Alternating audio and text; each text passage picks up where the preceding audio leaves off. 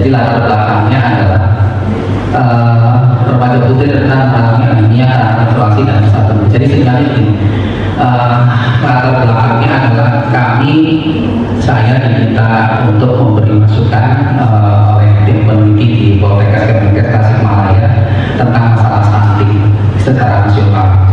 Nah, kemudian dari situ kita mulai sejak tahun 2015 melakukan komunikasi koordinasi untuk menangani ini. Akhirnya muncul sebuah gagasan, stunting itu adalah produk akhir, tetapi kita tidak ingin menangani produk akhir, tapi ingin menanganinya di awal.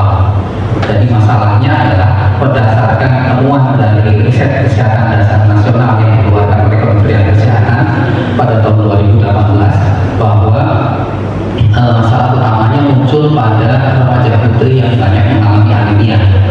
Nah, kenapa dari situ? Dari situ kita ingin bahwa remaja putri sebagai calon ibu itu kita persiapkan sehingga akan menghasilkan generasi emas yang tidak mengalami stunting. Nah, akhirnya mulainya dari situ. Nah, kemudian pemerintah melalui Kementerian Kesehatan melakukan intervensi, yaitu dengan memberikan tablet tambah darah kepada remaja putri. Tapi temuan di lapangan juga, termasuk juga ada data dari Kementerian Kesehatan bahwa hanya di bawah 17% remaja putri itu mengkonsumsi tablet tambahan darah. Sisanya adalah mereka tidak mengkonsumsi dengan alasan mual, pusing, dan lain sebagainya. Nah, akhirnya kami juga punya data juga, ternyata generasi Z sekarang itu lebih menyukai minuman-minuman yang enak, makanan-makanan yang enak. Nah, dari situlah muncul ide tentang bagaimana kita membuat alternatif minuman fungsional berbasis daun ubi jalar. Kenapa daun ubi jalarnya begini? Nah, nanti kita mulai dari riset penelitian bulan dasar, penelitian dasar bulan perguruan tinggi yang kita mendapat dari Kementerian Kesehatan tahun 2021. Jadi kita membuat roadmap-nya itu tahun 2021 sampai tahun 2025, dan alhamdulillah sampai 2025 itu kita mendapatkan hibah dari Kementerian Kesehatan untuk menyelesaikan roadmap penelitian. Nah, kemudian alternatifnya dari ubi jalar apa? Karena daun ubi jalar itu melimpah, murah, dibuang, tapi berdasarkan hasil temuan kami di laboratorium ternyata itu sebagai superfood sangat tinggi sekali manfaatnya. Oke, next. Nah, nama inovasinya tadi yang saya sampaikan, intinya inovatornya adalah saya, karena yang memformulasi minumannya itu adalah saya. Kemudian dibantu oleh teman-teman di Poltekkes Kemenkes Tasikmalaya untuk melakukan penelitian intervensi kepada manusia. Jadi kalau dalam penelitian kesehatan itu ada komite etik kesehatan yang membawahi kami, yang terus mengawasi bagaimana penelitian ini bisa dilaksanakan, tidak keluar dari kode etik penelitian kesehatan. Baik, next. Ya, tujuannya adalah bagaimana mengetahui pengaruh konsumsi minuman fungsional tadi terhadap peningkatan HP. Kemudian sasaran pertama di tahun 2021 itu adalah di SMK Negeri 6 Kuningan. Kenapa Kuningan dipilih? Karena berdasarkan data riset kesehatan dasar nasional, Kuningan itu menempati angka stunting tertinggi di Jawa Barat. Kemudian ternyata berdasarkan data dari Kementerian Pertanian juga penghasil ubi jalar terbesar secara nasional itu ternyata di Kabupaten Kuningan. Nah, itu ada data yang kontradiktif. Daun ubi jalar yang superfood, tetapi remaja putrinya anemia. Nah, sehingga kita mengambil lokusnya itu adalah di situ. Next.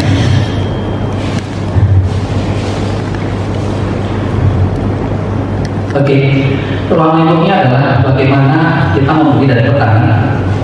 Jadi kita mengambil ubi jalar yang terbuang dan hanya menjadi makanan lembek, kita akan olah menjadi sebuah minuman fungsional dengan cara diekstraksi, kemudian melibatkan remaja putri, melibatkan petugas medis dan laboratorium. Petugas medisnya adalah penanggung jawab, dokter penanggung jawab di Puskesmas Pancala, kemudian juga bidang koordinator di Puskesmas Pancala di Kuningan, kemudian petugas laboratorium di Puskesmas tersebut.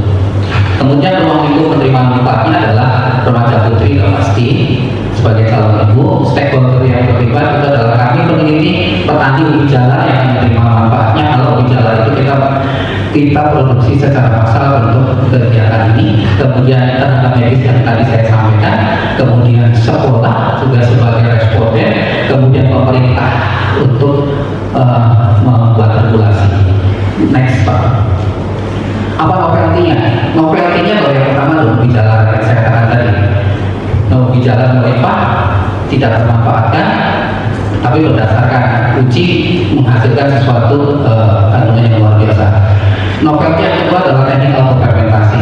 Setelah diekstrak, kita fermentasi menggunakan autofermentasi, tidak melibatkan bakteri dari luar, tapi kita melibatkan Lactobacillus. Yang ketiga adalah dari sediaan Lactobacillus yang kita buat sendiri dari buah kesembek atau buah persimmon. Next Mbak. Nah, fase inovasinya, fase inisiasi tahun 2022 merumuskan formula. Jadi kita rumuskan dulu formulanya berdasarkan data, kemudian setelah kita rumuskan, kita buat, kemudian kita uji di laboratorium IPB University, kita juga uji di BPOM, yaitu di SIP laboratorium. Itu dalam rangka apa? Dalam rangka menguji keamanan pangan. Jadi sebelum diberikan kepada manusia, bahwa formula ini aman, tidak membuat mencret, sakit, dan sebagainya. Nah, kemudian yang berikutnya adalah uji organoleptik, uji rasa. Uji rasa itu melibatkan dua sekolah di Kabupaten Kuningan dengan jumlah responden 80 orang, dan ternyata hasilnya yang paling disukai adalah rasa mangga. 80% menyukai rasa mangga. Kemudian tahun 2023 baru pada intervensi manusia. Intervensi pada manusia itu kami langsung diawasi oleh Komisi Etik dan Kementerian Kesehatan. Kemudian tahun 2024 kita masuk pada PTUPT, yaitu penelitian terapan perguruan tinggi. Nah, itu langsung pada lokus kantin di Desa Nusa Heran, Kabupaten Kuningan. Kenapa Nusa Heran? Nah, ternyata di Kabupaten Kuningan berdasarkan data statistik yang dikeluarkan oleh Kementerian Kesehatan itu stuntingnya paling tinggi sewilayah 3. Next. Tadi sudah saya sampaikan. Next. Oke, nah ini inputnya tadi dengan gejala ada Lactobacillus, prosesnya, outputnya juga ingin menurunkan anemia, meningkatkan HB, outcome-nya adalah formulasi tadi. Next. Nah, ini hasil penelitiannya.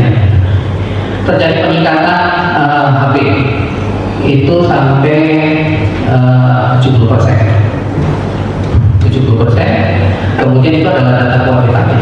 Itu jadi kita uji before afternya sebelum diintervensi, setelah diintervensi itu melibatkan dokter dan petugas kesehatan. Pertama adalah uji berat badan, uji lingkar perut, lingkar kepala, lingkar lengan, kemudian juga uji HB, dan terakhir adalah uji feses, karena kita takut barangkali ada intervensi dari cacing yang mengakibatkan bias data. Kemudian ada data berikutnya adalah data kualitatif tentang kualitas tidur. Ternyata 100% mengalami peningkatan setelah minum. Kemudian ada data kualitatif juga tentang yang di atas itu, nyeri haid. Jadi 100% yang mengkonsumsi minuman itu tidak mengalami nyeri pada saat haid. Next. Nah, itu yang bisa kami sampaikan. Barangkali ada yang ingin ditanyakan. Terima kasih. Assalamualaikum warahmatullahi wabarakatuh. Riset main sekali Pak ya. Ya. Nah, untuk implementasinya nanti saya bertanya ini, kan jika yang saya suka terpikir saat penggunaan seperti tadi penggunaan nabati tumbuhan untuk sesuatu yang lain, nah gontok-gontokan sama kebutuhan aslinya itu gimana? Apakah memang di sini yang dipakai kan daun bijalan ya? Daun bijalan itu memang dibuang atau parang pihak parang rentak atau ada kebutuhan lain? Apakah nanti kalau semua ubi jalannya diambil di sini, tukang parang rentaknya nggak ini nanti ya jadi masalah gitu, jadi masalah baru gitu. Gimana? Ya, itu selalu yang ada terpikir saat ada penggunaan nabati lain yang sudah ada dipakai orang, lalu kita coba shifting gitu. Nah itu konflik ya ini yang terutama yang ini terjadi seperti apa, memang itu lebih dari hubungan. Baik, terima kasih Pak. Jadi selama 3 tahun kami melakukan penelitian bukan hanya data responnya juga, tapi kita juga melakukan penelitian juga sampai kepada petani ubi jalarnya Pak. Jadi karena data statistiknya itu adalah Kuningan menjadi penghasil ubi jalar terbesar di Jawa Barat khususnya, itu kami sampai kepada petani dan melakukan ada data statistiknya juga yang kami input. Ternyata 100% memang dibuang. Dibuang itu artinya ya mau ambil monggo gitu, mau dibeli monggo gitu. Bahkan kata-kata paling mereka jual ke pasar, itu pun kalah pamor Pak. Nggak ada anak Gen-Z sekarang generasi milenial yang mohon maaf makan sayur daun boleh, persepsi mereka itu makan embe. Jadi ketika data kita mengunjungi ke sekolah-sekolah, saya tanya, pernah makan daun boleh? Enggak, itu mau makan embe Pak. Sama, termasuk juga petugas-petugas di puskesmas, mereka tertawa, itu kan makanan embe. Jadi 100% mengatakan itu adalah makanan embe, makanan kambing, orang dunia yang makanan embe.